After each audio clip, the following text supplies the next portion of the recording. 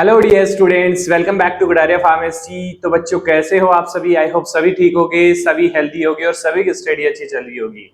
तो फाइनली दो सब्जेक्ट्स हमारे कंप्लीट हो चुके हैं, human anatomy and physiology and pharmaceutics. तो अगर वो लेक्चर्स आप लोगों ने अटेंड नहीं किए हैं तो वीडियो के डिस्क्रिप्शन में जाइए, कंप्लीट प्लेलिस्ट मिलेगी बी फार्मा फर्स्ट सेमेस्टर की।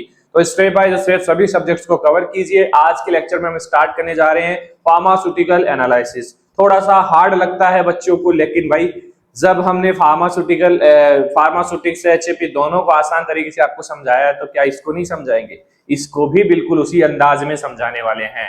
तो अगर आप चैनल के ऊपर न्यू हैं तो चैनल को सब्सक्राइब जरूर कर ले और बेल आइकन को प्रेस कर ले, जिससे हमारी आने वाली न्यू वीडियो का नोटिफिकेशन आपको सबसे पहले मिल सके। डेली 8 PM पे हमारी बी फार्मा फर्स्ट सेमेस्टर के लेक्चर्स अपलोड हो रहे हैं। तो आज के इस लेक्चर में हम देखने वाले हैं फार्मास्यूटिकल एनालिसिस। तो सबसे पहले इंट्रोडक्शन हम करते हैं, इंट्रोडक्शन ऑफ फार्मास्यूटिकल एनालिसिस आज के इस लेक्चर में हम देखेंगे। तो सबसे पहले देखिए भाई, अगर आपको कोई मेडिसिन दी जाती है तो क्या आप उसको देख के बता सकते हैं कि उसकी कैसी क्वालिटी है, उसमें डोज कम है या ज्यादा है? तो भाई देखिए, अगर आप उस मेडिसिन को लेते हैं, अगर उसके अंदर डोज कम है, मतलब अमाउंट कम है, जैसे पैरासिटामोल है, अगर उसमें पैरासिटामोल 500 mg की जगह 300 mg है तो आपको कम असर होगा, ज्यादा असर नहीं होगा, आपका फीवर कम नहीं होगा, ठीक है। अगर उसके अंदर 500 से ज्यादा 600 mg है तो आपका मतलब आपको साइड इफेक्ट भी कर सकता है, क्योंकि बच्चे को अगर इतने mg दे दें तो वो साइड इफेक्ट कर सकता है। वैसे 650 mg में आती है, लेकिन मैं एग्जांपल के तौर पे आपको बता रहा हूं, अगर ज्यादा डोज हो जाए किसी भी ड्रग का तो वो साइड इफेक्ट कर सकती है। तो भाई ये हमें कैसे पता लगेगा कि भाई इसकी डोज कैसी है, इसकी क्वालिटी क्या है, कौन सी ड्रग है इसके अंदर? नहीं, देख के नहीं बता सकते ना। टेबलेट के अंदर अगर आपको स्ट्रिप से निकाल के दे दी जाए तो आप नहीं बता सकते। तो इसके लिए एक साइंस बनाया गया है फार्मेसी के अंदर, उसको हम बोलते हैं फार्मास्यूटिकल एनालिसिस, जिसके अंदर हम ड्रग की आइडेंटिटी, प्यूरिटी, क्वालिटी सब कुछ चेक करते हैं। एक तरीके से एक डिपार्टमेंट आता है अलग से, जिससे ड्रग की क्वालिटी चेक की जाती है, क्वालिटी एश्योर की जाती है, उसके बाद ड्रग आगे हमारे पास पहुंचती है। क्योंकि क्वालिटी के साथ खिलवाड़ नहीं कर सकते हैं, मेडिसिन का मामला है, किसी भी पेशेंट की जान भी जा सकती है, ठीक है। तो चलिए स्टार्ट करते हैं। आई होप आप बेसिक चीजें समझ गए होंगे। तो सबसे पहले हम देखते हैं कि भाई सिलेबस क्या हमें स्टडी करना है फर्स्ट यूनिट के अंदर। तो देखिए, सबसे पहले फार्मास्यूटिकल एनालिसिस है, तो इसमें देखिए फर्स्ट पार्ट इंट्रोडक्शन पार्ट में डेफिनेशन क्या होती है, फार्मास्यूटिकल एनालिसिस की डेफिनेशन आपको पूछी जा सकती है। स्कोप क्या क्या है इसके, डिफरेंट टेक्निक ऑफ एनालिसिस कौन कौन सी यूज होती है, बेसिक हमें देखनी है, बाकी टेक्निक्स आगे हमारे पास आएगी, ठीक है। Method of expressing concentrations, concentrations को कैसे एक्सप्रेस कर सकते हैं, कौन कौन से फॉर्मूलाज बेसिक जो यूज होते हैं जब भी हम कंसंट्रेशन टाइट्रेशंस करेंगे, तो वहां पे कौन कौन से फॉर्मूलाज यूज होंगे वो इसके अंदर आएंगे। प्राइमरी एंड सेकेंडरी स्टैंडर्ड्स क्या होते हैं, जो आज के लेक्चर में हम स्टडी करेंगे। इसके अलावा आगे है preparation and standardization of various smaller और नॉर्मल सॉल्यूशंस को कैसे बनाते हैं, लेबोरेटरी बेसिस पे करते हैं, तो यहाँ पे हम थ्योरेटिकली इनको स्टडी करने वाले हैं। इसके अलावा एरर क्या क्या हो सकते हैं किसी ड्रग की क्वालिटी को चेक करते टाइम, तो सोर्स ऑफ एरर क्या है, टाइप ऑफ एरर क्या है, मेथड ऑफ मिनिमाइज कैसे कर सकते हैं, एक्यूरेसी क्या होता है, प्रिसिशन क्या होता है, सिग्निफिकेंट फिगर्स क्या होता है। इसके अलावा फार्माकोपिया जो हमने फार्मास्यूटिक्स के अंदर भी पढ़ा है, इसके अंदर भी हमें पढ़ना है बेसिक चीजें, तो इसमें दिक्कत नहीं आएगी, हमने पढ़ लिया ऑलरेडी, ठीक है। तो ये बेसिक फर्स्ट यूनिट का सिलेबस होने वाला। तो आज के लेक्चर में जो भी हाईलाइटेड है वो हम देखने वाले हैं। चलिए स्टार्ट करते हैं। तो वीडियो को एंड तक जरूर देखना। देखिए, आप स्टार्टिंग में जज नहीं करते हैं, किसी भी चीज को जज नहीं कर सकते कि भाई आगे कैसे चीजें समझ में आएगी नहीं आएगी, तो छोड़ना नहीं है, पीछा नहीं छोड़ोगे ना जब तक, तब तक समझ में आ जाएगी चीजें। क्योंकि काफी बच्चे होते हैं जो इसको लगता है कि सर समझ में नहीं आ रहा, मैं छोड़ देता हूँ उसको। नहीं, छोड़ना नहीं है। एक बार समझ में नहीं आ रहा, दूसरी बार देखिए, ठीक है, तीसरी बार देखिए, समझ में आएगा। और जो बच्चा लेक्चर देख के हमारे नोट्स लेगा, नोट्स आपको हमारे गुडारिया फार्मेसी ऐप पे मिल जाएंगे बहुत अफोर्डेबल प्राइस में, तो वो भी आप लोग डाउनलोड कर लीजिए। लेकिन सबसे पहले आपको लेक्चर्स अटेंड करने हैं, ये आपके लिए फ्री ऑफ कॉस्ट होने वाले हैं। सभी टॉपिक्स होंगे, सभी सब्जेक्ट से होंगे, ठीक है। एक ही प्लेटफॉर्म पे सारी चीजें आप लोगों को मिलने वाली है। चलिए अब देखते हैं फार्मास्यूटिकल एनालिसिस होता क्या है। सबसे पहले डेफिनेशन आप लोगों को पता होनी चाहिए, तो एक बार पढ़ लेते हैं इसको, फिर समझते हैं। Pharmaceutical analysis is the branch of science, science की ब्रांच है basically, deal with the process. ये पॉइंट्स आप लोगों को याद रखने हैं, बस यही आपको इंक्लूड करने हैं डेफिनेशन के अंदर। Deal with the process of identifying, मतलब चेक करना है आइडेंटिटी क्या है, क्या कंपोनेंट है। डिटरमाइनिंग, डिटरमाइन करना है उसको। क्वांटिफाइंग, क्वांटिटी कितनी होती है इसकी। प्यूरिफाइंग, प्यूरिटी है या नहीं, प्रॉपर प्योर है या नहीं। And studying its structure and composition, उसकी स्ट्रक्चर क्या है, कंपोजिशन क्या है, ये सारी चीजें हम स्टडी करते हैं फार्मास्यूटिकल एनालिसिस के अंदर। तो कंप्लीट डेफिनेशन हम बोलेंगे, pharmaceutical analysis is the branch of science that deal with the process of identifying, determining, quantifying, purifying a substance and studying its structure and composition.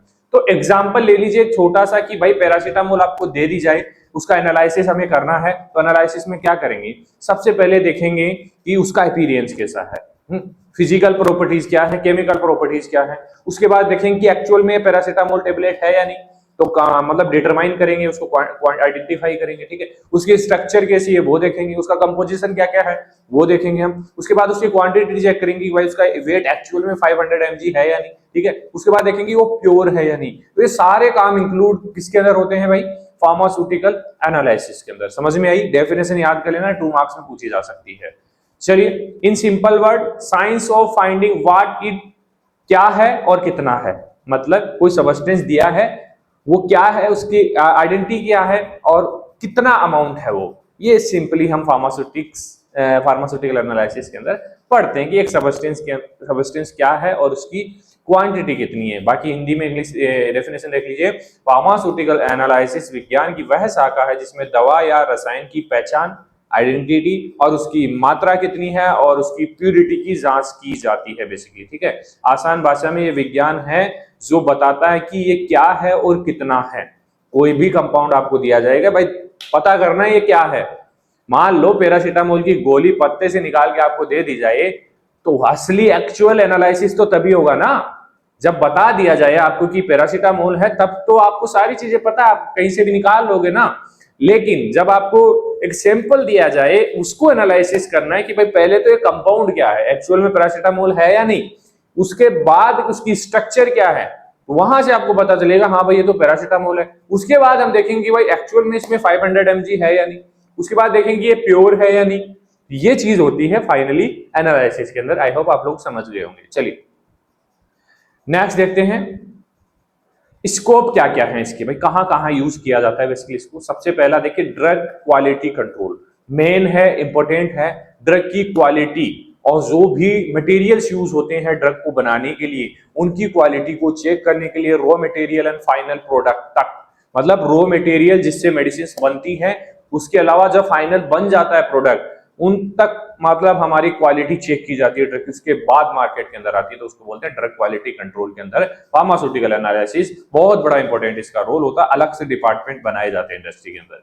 Formulation development, कोई नई formulation हमें बनानी है तो उसमें हमें कितने इंग्रेडिएंट्स डालने हैं, कितनी क्वांटिटी डालनी है, तो वो सब कुछ इसमें भी हेल्प करता है। Ensuring correct quantity of ingredient की, इसकी इतनी क्वांटिटी इफेक्टिव होगी और इतनी क्वांटिटी टॉक्सिक हो सकती है, तो जो इफेक्टिव क्वांटिटी है वो मेजर की जाएगी फार्मास्यूटिकल एनालिसिस की मदद से। तो फॉर्मुलेशन डेवलपमेंट में भी हेल्प करता है।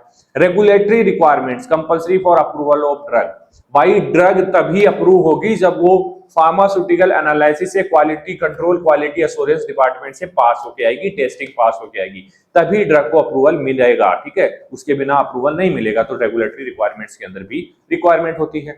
रिसर्च एंड डेवलपमेंट, भाई रिसर्च एंड डेवलपमेंट में तो बहुत जरूरी है कि अगर कोई नया मॉलिक्यूल फाइंड आउट कर रहे हैं तो आपको एक तरीके से सैंपल ही समझ लो, आपको कोई भी सैंपल उठा के दे दिया कि भाई इससे हमें कुछ फाइंड आउट करना है, तो क्या करेंगे, सबसे पहले फाइंड आउट करेंगे कि स्ट्रक्चर क्या है, कंपोजिशन क्या क्या है इसके अंदर, है ना, जो हमारी मेन ड्रग है उसका काम क्या है, क्या प्यूरिटी है उसकी, क्या क्वांटिटी है उसकी, वो सारी चीजें रिसर्च एंड डेवलपमेंट के अंदर भी हमारा फार्मास्यूटिकल एनालिसिस का बहुत बड़ा रोल होता है। फार्माकोपियल कंप्लेंट्स जैसे कि आईपी, बीपी, यूएसपी मेथड्स के अंदर भी बेसिकली फार्माकोपिया का यूज होता है स्टैंडर्ड्स को मेंटेन करने के लिए। तो ये हमारा फार्माकोपिया आप लोग जानते हैं, Indian pharmacopoeia, British pharmacopoeia, USP United state pharmacopoeia, ये टॉपिक भी हमारे सिलेबस में दिया हुआ है, तो इसको भी हम स्टडी करेंगे। तो ये कुछ स्कोप्स हैं फार्मास्यूटिकल एनालिसिस के। चलिए, डिफरेंट टेक्निक्स ऑफ एनालिसिस, कौन कौन सी technique, different techniques of analysis, different techniques of analysis, कौन कौन सी टेक्निक्स है जिनकी मदद से एनालिसिस परफॉर्म किया जाता है। एनालिसिस किस किस मेथड का यूज करके, तो देखिए can be divided into 2 main methods. First है केमिकल मेथड, है। केमिकल मेथड में बेसिकली दो टाइप से हम एनालिसिस करते हैं। फर्स्ट होता है वॉल्यूमेट्रिक एनालिसिस, इसमें मतलब वॉल्यूम को चेक किया जाता है किसी भी कंपाउंड की। Measuring volume of solution required for reaction, कि एक रिएक्शन करने के लिए कितना वॉल्यूम हमें चाहिएगा, वो वॉल्यूम यहाँ से उठाएंगे और उसकी रिएक्शन करवाएंगे और उसके बाद उसका जो है एनालिसिस किया जाएगा। ठीक है, एग्जांपल जैसे एसिड बेस टाइट्रेशन, और भी काफी एग्जांपल्स हैं जो आपको नोट्स में मिल जाएंगे। ठीक है, यहाँ पे समझना है हमें, ये बेसिक चीजें हैं, नाम आपको पता होना चाहिए। ग्रेविमेट्रिक एनालिसिस, अब होता क्या है इतना पता होना चाहिए। Measuring mass of a precipitate form, इसके अंदर क्या होगा, रिएक्शंस करवाई जाएगी टू कंपाउंड्स के बीच, और जो लास्ट में फाइनल प्रोडक्ट मिलेगा, प्रेसिपिटेट मिलेगा, उसका वे किया जाएगा। तो वो इस मेथड के अंदर यूज करते हैं। तो ये हो गया ग्रेविमेट्रिक एनालिसिस में measuring mass of a precipitate form. जैसे एग्जांपल है sulphate estimation at barium sulphate. अब बेरियम सल्फेट की रिएक्शंस करवाएंगे तो हमें सल्फेट मिलेगा, तो सल्फेट प्रिसिपिटेट है, इसका वेट किया जाएगा कि इतना वेट है, तो यहां से हमें मिलेगा। इस मेथड के अंदर ऐसे हम यूज करते हैं। तो ये दो केमिकल मेथड्स यूज होते हैं, वॉल्यूमेट्रिक, वेट, ग्रेविमेट्रिक। ठीक है, चलिए नेक्स्ट है हमारा इंस्ट्रूमेंटल, मतलब यहाँ पे हमें इंस्ट्रूमेंट की मदद लेनी पड़ेगी, ये प्रैक्टिकल से नहीं होगा, एक्चुअली प्रैक्टिकल करने पड़ेंगे लेकिन इंस्ट्रूमेंट का रोल यहाँ पे होने वाला है। सबसे पहला है स्पेक्ट्रोस्कोपी, रेडिएशंस का यूज होगा, लाइट का यूज होगा, use of light to measure concentrations को मेजर करने के लिए यूवी रेज, रेडिएशंस का बेसिकली यूज होगा, जिसको हम लाइट से भी बोल सकते हैं। एग्जांपल देखिए, UV visible spectroscopy for drug से, इसके अलावा इंफ्रारेड स्पेक्ट्रोस्कोपी का भी यूज किया जाता है। तो ये स्पेक्ट्रोस्कोपी टेक्निक्स काफी यूज होती हैं, और जो भी हमारे इंस्ट्रूमेंटल मेथड्स इस सब्जेक्ट के अंदर लास्ट में आएंगे, उन सभी को हम डिटेल में देखेंगे, अलग अलग यूनिट्स में दिए हुए हैं। ठीक है, सेकेंड मेथड आता है क्रोमेटोग्राफी। क्रोमेटोग्राफी बेसिकली सैंपल जो सेपरेशन पे बेस होता है, मतलब आपने कोई 4-5 मिक्सचर एक जगह कर दीजिए, 4-5 ड्रग एक जगह कर दी, तो सभी को अलग अलग करना है। 4-5 केमिकल हैं एक जगह मिक्स हो गए, उनको अलग अलग करना है। किसकी मदद से किया जाएगा, क्रोमेटोग्राफी का यूज होगा। ठीक है, क्रोमेटोग्राफी लेयर बना देता है, सेपरेट कर देता है सॉल्यूशंस को। ठीक है, अलग अलग सॉल्यूशन को अलग अलग सेपरेट करता है। तो separate components basically based on the principle of separate components. Example है HPTLC है, मतलब इसकी फुल फॉर्म है हाई परफॉर्मेंस लिक्विड क्रोमेटोग्राफी। इसके अलावा लिक्विड क्रोमेटोग्राफी भी आता है, high performance thin layer chromatography भी आता है, गैस क्रोमेटोग्राफी भी आता है। तो इनके बारे में भी अगर दिया हुआ होगा यहाँ तो डिस्कस करेंगे, लेकिन अगर एनालिसिस सेकंड आएगा 7 सेमेस्टर में तो उसमें स्टडी करना पड़ेगा इस यूनिट के अंदर, और इस सब्जेक्ट के अंदर जो हमारे सिलेबस में दिया वो ही स्टडी करेंगे। ये बेसिक इंट्रोडक्शन है, इसलिए आपको यहाँ पे बताया जा रहा है। ठीक है, इलेक्ट्रोकेमिकल मेथड, यहाँ पे इलेक्ट्रोकेमिकल सेल्स का यूज किया जाएगा, करंट्स को मेजर किया जाएगा, क्योंकि सेल बेसिकली करंट को और वोल्टेज को ही मेजर करते हैं, करंट, वोल्टेज और कंडक्टिविटी को। बेसिकली जैसे हाइड्रोजन सेल का यूज किया जाता है, उसमें प्लेटिनम इलेक्ट्रोड्स यूज किए जाते हैं, है ना, कैलोमेल मर्करी इलेक्ट्रोड्स यूज किए जाते हैं। ये आप लोगों ने 12th क्लास में भी किया होगा साइंस के अंदर, है ना। तो उसी टाइप से यहाँ पे भी हमें स्टडी करना है। ठीक है, चलिए नेक्स्ट है रासायनिक विधि में रासायनिक क्रिया होती है, उपकरणीय विधि में मशीन की मदद होती है। ये बेसिक है, ये आपको याद होना चाहिए, इसका क्लासिफिकेशन आपको एग्जाम में पूछा जा सकता है। ठीक है, चलिए नेक्स्ट देखते हैं method of expressing concentrations. Concentration को कैसे एक्सप्रेस कर सकते हैं, कौन कौन से फॉर्मूलाज यूज होते हैं। तो सबसे पहला है परसेंटेज कैसे निकालते हैं। ये बेसिक चीजें हैं, आपको आनी चाहिए। जब आप लेबोरेटरीज में जाओगे, प्रैक्टिकल्स करोगे, तो वहां पे आपको बार बार सर्च ना करना पड़े, तो आपको याद होना चाहिए कि भाई ये परसेंटेज हमें कैसे निकालनी है, ये वैल्यू कैसे निकालनी है। तो परसेंटेज बेसिकली देखिए, वेट बाय वेट हो सकता है, वेट बाय वॉल्यूम हो सकता है, और वॉल्यूम बाय वॉल्यूम हो सकता है। वेट का मतलब है कि भाई केजी में आएगा, ठीक है, केजी में या ग्राम में आएगा, और वॉल्यूम का मतलब है लीटर या एमएल के अंदर आएगा। इतना आप लोगों को समझ लेना। ठीक है, चलिए तो सबसे पहले देखिए, इसमें काफी फॉर्मूला यूज होंगे। जैसे परसेंट वेट बाय वेट निकालना है, ग्राम ऑफ सोल्यूट इन 100 ग्राम। इसमें क्या होगा कि जितना ग्राम हमारा जो मटेरियल है वो दिया हुआ है, उसका मतलब वो किसके अंदर डिजोल्व होगा, 100 ग्राम के अंदर। 100 से यहाँ पे इंटू करना है हमें। ठीक है, अब बात करें वेट बाय वॉल्यूम। अगर वेट बाय वेट है तो मतलब सोल्यूट भी ग्राम में होगा और सोल्यूशन भी ग्रामों में होगा। तो आपको दिख गया यहाँ पे भाई वेट बाय वेट वॉल्यूम हमने निकालना है, तो gram of solute in 100 gram of solution, बिल्कुल 100 ग्राम हो गया। अब यहाँ पे क्या हुआ, यहाँ पे वॉल्यूम आ गया, वेट तो सेम रहेगा ग्राम में, तो ग्राम ऑफ सोल्यूट आ गया इन 100 ml। यहाँ पे वैल्यू चेंज हो गई, सॉल्यूशन की वैल्यू क्या है यहाँ पे, ml है, क्योंकि यहाँ क्या दिया हुआ है, वॉल्यूम दिया हुआ है। कंफ्यूज मत होना इसके अंदर। ठीक है, चलिए थर्ड है वॉल्यूम बाय वॉल्यूम। अब यहाँ पे क्या हो गया, दोनों ही हमारे वॉल्यूम आ गए, मतलब दोनों ही सोल्यूट भी और सॉल्वेंट भी दोनों ही हमारे लिक्विड होंगे, मतलब ml में होंगे। ठीक है, तो यहाँ पे देखिए ml ऑफ सोल्यूट और 100 ml ऑफ सोल्यूशन। ठीक है, मतलब कि ये अगर एक ग्राम एक वॉल्यूम बाई वॉल्यूम दिया हुआ तो 1 ml इन 100 ml, अगर वेट में दिया हुआ है भाई 1 ग्राम सोल्यूट है तो वो होगा 100 ग्राम सोल्यूशन के अंदर। ठीक है, एग्जाम्पल देखिए, जैसे 5% वेट बाय वॉल्यूम ग्लूकोज हमें निकालना है तो कितना होगा, 5 gram glucose in 100 ml solution के अंदर हमें मिलाना है। तो कंफ्यूज मत होना, अगर आपको बोला जाए, आप कहीं से आईपी वगैरह से फॉर्मूला देख के आए कि भाई इतना आपको मिलाना है, इसे प्रैक्टिकल करना है, तो आपको दिया हुआ भाई 5% वेट बाय वॉल्यूम लेना है।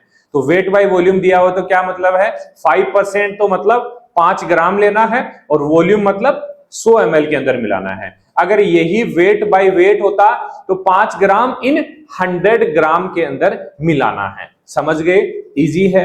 कोई भी डाउट हो फिर से देख लो, इसको समझ में आ जाएगा। ठीक है, बाकी और भी कोई डाउट हो तो आप हमें कांटेक्ट कर सकते हैं, वीडियो के एंड में आपको नंबर्स मिल जाएंगे, व्हाट्सएप मैसेज कर सकते हैं।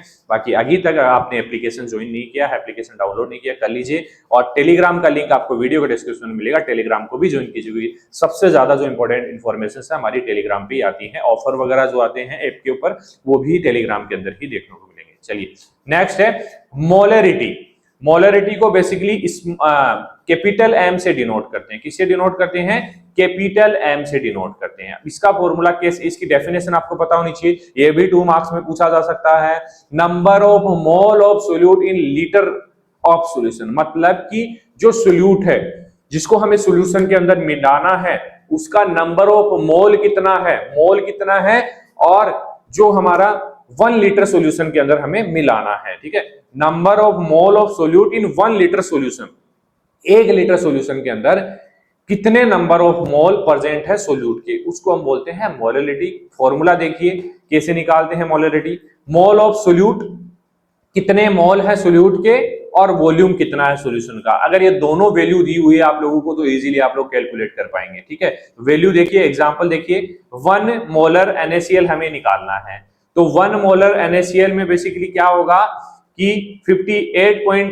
ग्राम NaCl डिसोल्व इन 1 लीटर। तो यहां पे इसका मोल कितना है, NaCl का मोल कितना है, 58 ये मोल दिया हुआ है। तो किसमें डिसोल्व करना है हमें, 1 लीटर में, तो 58 ऊपर रख देंगे यहाँ पे हम, ये वैल्यू दी हुई होगी आपको। ठीक है, 1 लीटर, 1 लीटर में लीटर को ml में कन्वर्ट कर लेंगे। ठीक है, 1000 से इंटू करके, तो आप आराम से आप इसको कैलकुलेट कर सकते हैं। बाकी फॉर्मूला आपको याद है, डेफिनेशन आपको याद है, 2 मार्क्स में इतना ही पूछा जाएगा, कोई भी डेरिवेशन आपसे सोल्व नहीं करवाया जाएगा। ठीक है, कभी कभी पूछ लेता है, लेकिन अगर फॉर्मूला आता है तो आप सारी चीजें कर सकते हो, नहीं तो कुछ नहीं कर पाओगे। चलिए नेक्स्ट देखते हैं।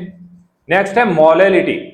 मोलरिटी और मोलैलिटी में डिफरेंस है, इसको स्मॉल m से डिनोट करते हैं। क्या डिफरेंस है, छोटा सा डिफरेंस है। वहां पे हमारा सॉल्यूशन लीटर के अंदर आ रहा था, लेकिन यहाँ पे क्या है, हमारा सॉल्यूशन सोलवेंट जो है, सॉल्यूशन सोलवेंट आ जाएगा, ये केजी में आएगा, ग्राम में आएगा। ठीक है, इतना ही डिफरेंस है मोलरिटी और मोलैलिटी में। ठीक है, बड़ा m है, छोटा m है, बस इतना ही डिफरेंस है। Number of mole of solute पर 100 ग्राम पर केजी ऑफ सोलवेंट, तो यहाँ पे मोल ऑफ सोल्यूट आ गया, सेम है, लेकिन नीचे आ गया मास इन केजी, कितना किलो है। ठीक है, तो इससे आप निकाल सकते हैं, जैसे 1 मोलैलिटी निकालनी है NaCl की, तो यहाँ पे हमारा सेम आएगा वैल्यू, लेकिन यहाँ पे क्या होगा, ग्राम में होगा नीचे। ठीक है, तो ग्राम में ही वैल्यू आएगा, समझ गए। चलिए नेक्स्ट है, एडवांटेज क्या है, molality is independent of temperature unlike molarity. ये मतलब टेम्परेचर पे डिपेंडेंट नहीं होती है, लेकिन मोलरिटी जो होती है वो टेम्परेचर पे डिपेंड करती है। ठीक है, चलिए नेक्स्ट है नॉर्मेलिटी। नॉर्मेलिटी में क्या होता है कि number of gram equivalent in 1 litre of solution. Gram equivalent कैसे निकालते हैं, बेसिकली हम मोलिकुलर वेट कितना है, मतलब ग्राम इक्विवेलेंट की वैल्यू निकालनी है, तो जो भी सब्सटेंस आपका उसका मोलिकुलर वेट कितना है। मोलिकुलर वेट मान लो हाइड्रोजन है हमारा, तो हाइड्रोजन का मोलिकुलर वेट 1.1 होता है, 1.01 होता है, और वैलेंसी कितनी होती है हाइड्रोजन की, 1 इलेक्ट्रॉन होता है इसका। तो देख लीजिए, अब हाइड्रोजन हमारे 2 कंपाउंड होते हैं, H2 होता है, तो इसका मोलिकुलर वेट हमारा हो गया 2.02।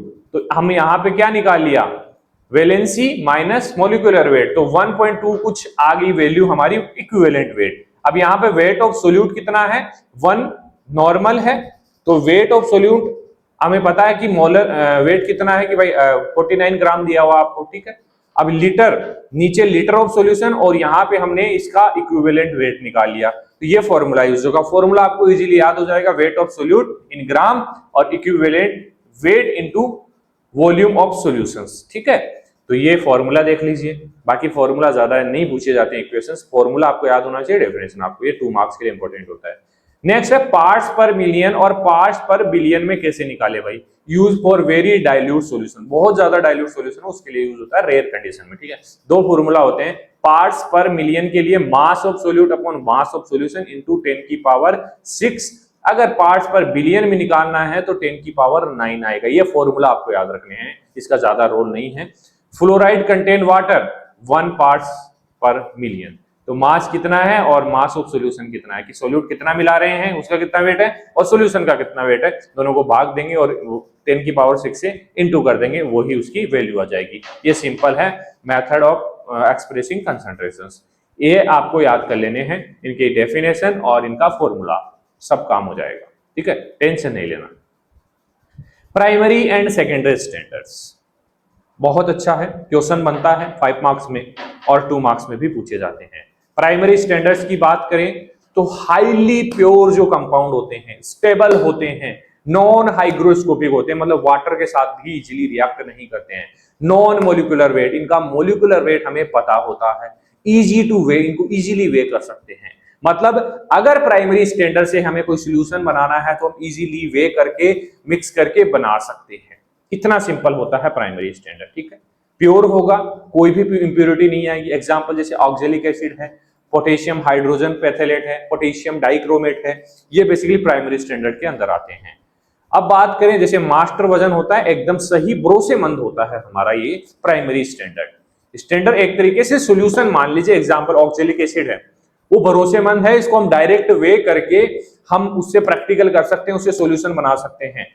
लेकिन अगर उसकी जगह पे हमारा सेकेंडरी सॉल्यूशन है, कोई सेकेंडरी स्टैंडर्ड है, उसको हम डायरेक्टली यूज नहीं कर सकते, क्योंकि ना तो उसका प्रॉपर मोलिकुलर वेट हमें पता होता है, ना उसकी प्योरिटी पता होती कि ये कंप्लीटली प्योर है या नहीं, ठीक है। चलिए, वैसे प्योर होता है लेकिन हम भरोसा नहीं कर सकते उसके ऊपर। सेकेंडरी स्टैंडर्ड लेस प्योर होंगे, अनस्टेबल होंगे, need standardization before use, use से पहले हमें स्टैंडर्डाइज करना पड़ेगा कि ये 100% प्योर है या नहीं। एग्जांपल है हमारा sodium hydroxide, hydrochloric acid, potassium permanganate, तो ये कुछ एग्जांपल्स हैं इसके। डुप्लीकेट है जिसे हर बार मास्टर से चेक करना पड़ता है, ठीक है, हर बार प्राइमरी स्टैंडर्ड्स के साथ कंपेयर करना पड़ता है और उसको चेक किया जाता है। ये बेसिक है और ये आपको याद करना है 100%, ठीक है। सारी चीजें आपको नोट्स में मिलेगी, बाकी कंपैरिजन हम अभी यहाँ पे देख लेते हैं, यहीं पे आपको सारा क्लियर हो जाएगा। तो एक ट्रिक है छोटी सी, प्राइमरी प्योर और परफेक्ट होगा, सेकेंडरी नीड चेकिंग, इतना अगर आपको पता लग गया तो भाई आप 2 नंबर के क्वेश्चंस तो नहीं छोड़ने वाले। 5 मार्क्स के लिए हम देखिए आपको बताते हैं, कभी कभी आपको डिफरेंस भी पूछ लिया जाएगा primary standard and secondary standard में। डेफिनेशन की बात करें तो pure substance used to prepare solution of exact concentration, कि भाई हमें क्लियर क्रिस्टल एग्जैक्ट कंसंट्रेशन चाहिए तो प्राइमरी स्टैंडर्ड्स का यूज करेंगे, ठीक है। सेकेंडरी स्टैंडर्ड की बात करें तो solution which concentration is not known exactly, उसकी कंसंट्रेशन हमें पता नहीं होती, तो इसके लिए उसको स्टैंडर्डाइज किया जाता है, चेक किया जाता है इसकी क्वालिटी को। प्यूरिटी की बात करें तो प्राइमरी स्टैंडर्ड वेरी प्योर होते हैं, स्टेबल होते हैं, नॉन हाइग्रोस्कोपिक, नॉन हाइग्रोस्कोपिक का मतलब है कि वाटर के साथ इजीली रिएक्ट नहीं करते। लेस स्टेबल होंगे सेकेंडरी स्टैंडर्ड में, एब्जॉर्ब CO2 को एब्जॉर्ब कर लेंगे, लाइट सेंसिटिव होंगे, ठीक है, इजीली डिस्ट्रॉय हो सकते हैं। प्रिपरेशंस की बात करें तो direct by weighing, direct weight करके हम प्रिपरेशन स्टार्ट कर सकते हैं। यहाँ पे can not be prepare, directly prepare नहीं कर सकते, नहीं तो इम्प्योर हो जाएगा हमारा, ठीक है। Need for standardization not required, required using primary standard के साथ कंपेयर करके हम यहाँ पे सेकेंडरी स्टैंडर्ड को स्टैंडर्डाइज करते हैं, ठीक है। एग्जांपल की बात करें तो सोडियम कार्बोनेट है, सोडियम बाइकार्बोनेट है, पोटेशियम डाइक्रोमेट है, KHP है, AgNO3 है हमारा, HCl इसका एग्जांपल है, हाइड्रोक्लोरिक एसिड, NaOH है, KMnO4, H2SO4, तो हाइड्रोक्लोरिक एसिड और सल्फ्यूरिक एसिड ये दोनों ही हमारे ये इंपोर होते हैं, मतलब सेकेंडरी स्टैंडर्ड होते हैं, ठीक है। Use basically to prepare accurate standards को प्रिपेयर करने के लिए, और इन टाइट्रेट्स आफ्टर स्टेंडराइजेशन, ठीक है। ये इसका फुल फॉर्म है पोटेशियम हाइड्रोजन पैथलेट, ठीक है। चलिए, कुछ बच्चे को सोच रहे हो सर ये KHP क्या होता है, पोटेशियम हाइड्रोजन पैथलेट होता है, ठीक है। चलिए, ये हमारा कंप्लीट हो गया है। और जिस बच्चे ने अभी तक कटारिया फार्मेसी का ऐप डाउनलोड नहीं किया कर लीजिए, और जिसको भी कोई भी क्वेरी हो नोट्स से रिलेटेड, ऐप पे नोट्स समझ में नहीं आ रही हो कोई चीज, सैंपल वैसे दिए हुए हैं ऐप के ऊपर, सैंपल चेक कर सकते हैं आप। जिस टाइप के नोट्स हैं उसी टाइप का सैंपल हमने बनाया है नोट्स से ही उठा के, क्योंकि सभी सब्जेक्ट के सैंपल्स आप लोगों को मिल जाएंगे, सभी सब्जेक्ट के नोट्स आपको मिल जाएंगे। और बाकी कोई क्वेरी हो तो व्हाट्सएप कॉल कर सकते हैं, व्हाट्सएप मैसेज कर सकते हैं। आपको ये नंबर दिया हुआ है स्क्रीन पे, इस पे आपको हर टाइम आपको कोई भी हेल्प चाहिए, कोई गाइडेंस चाहिए, बेझिझक आप कॉल कर सकते हैं। प्राइस आपको पता ही है 99 फॉर 1 सब्जेक्ट। अगर आप लोगे 4 सब्जेक्ट का तो 299 में मिल जाएगा। बाकी ऑफर्स चलते रहते हैं, कोई भी वेकेशन आएगा उसके ऊपर बेसिकली ऑफर हम चलाएंगे, ठीक है। वीडियो अच्छा लगा तो वीडियो को लाइक करके जरूर जाएं और अपने दोस्तों को शेयर जरूर करें, ठीक है। और अपना एक अच्छा सा कमेंट जरूर छोड़ें, भूलना नहीं है, क्योंकि एक एक कमेंट हमें मोटिवेट करता है आपके लिए हम चीजें इंप्रूव कर सकें, ठीक है। और भाई देखिए, जितना मेरे से हो सका उस अफोर्डेबल प्राइस में आपके लिए नोट्स लेके आया हूँ। बाकी और भी चीजें आप लोगों के लिए अवेलेबल होगी, जिससे आपको एग्जाम के अंदर प्रॉब्लम नहीं आनी चाहिए, ठीक है। देखिए, आप चाहे यहाँ पे 200 300 400 रुपए पेड कर रहे हैं, लेकिन जिस दिन आप एग्जाम देके आएंगे आप खुशी खुशी लिख के आएंगे सारी चीज, आपका माइंड बिल्कुल रिलैक्स रहेगा, तब आप बोलोगे हाँ मजा आ गया ये पैसे देके, है ना। वो ही होना चाहिए, रिग्रेट नहीं होना चाहिए कि भाई मैंने 200 रुपए 300 रुपए दे दिए सर को और मेरे को कोई रिजल्ट नहीं मिला, मेरे को कुछ मजा नहीं आया, नोट समझ में नहीं आई, वो दिक्कत होती है। तो लेकिन वो दिक्कत यहाँ पे आपको नहीं आने वाली है, 100% रिजल्ट आपका आने वाला है। बस एक बार ट्रस्ट करके दिखाओ, फिर 8 सेमेस्टर तक मैं आप लोगों के साथ हूं, ठीक है। हमारी टीम आप लोगों के साथ है, तो बस एक बार ट्रस्ट कीजिए कटारिया फार्मेसी पे और जुड़ जाइए और अपने दोस्तों को भी शेयर करिए। धन्यवाद, मिलते हैं नेक्स्ट।